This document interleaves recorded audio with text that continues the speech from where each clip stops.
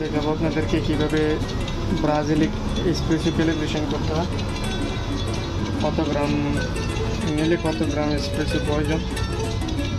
শুরু করি গাইস।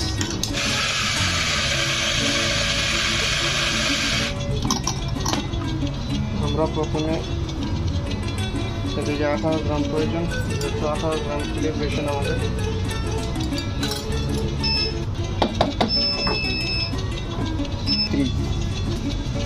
এখন ডিস্ট্রিবিউটর করবো, একটু মিক্সিং করতে হবে এটাকে। মিক্সিং করার পর ডিস্ট্রিবিউট করতে হবে, কারণ আমাদের এখানে অটো মেশিন আছে। এটা করার পর একটু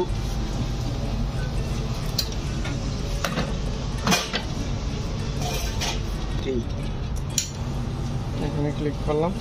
আমাদের প্রয়োজন 18 গ্রামের ভিতরে 25 সেকেন্ড থেকে 30 সেকেন্ড পর্যন্ত। ও এসপ্রেসো প্রয়োজন 35 থেকে 40 মিলিগ্রাম। দেখবো এখন কতটুকু হয়।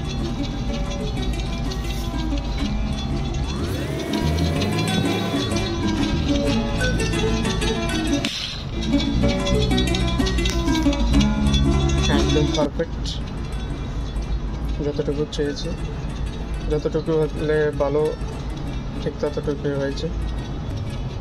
তারপর দেখবেন এসপ্রেসো কালার খুব সুন্দর হয়েছে। মিলিগ্রাম করতে হবে, তাহলে ঠিক হবে।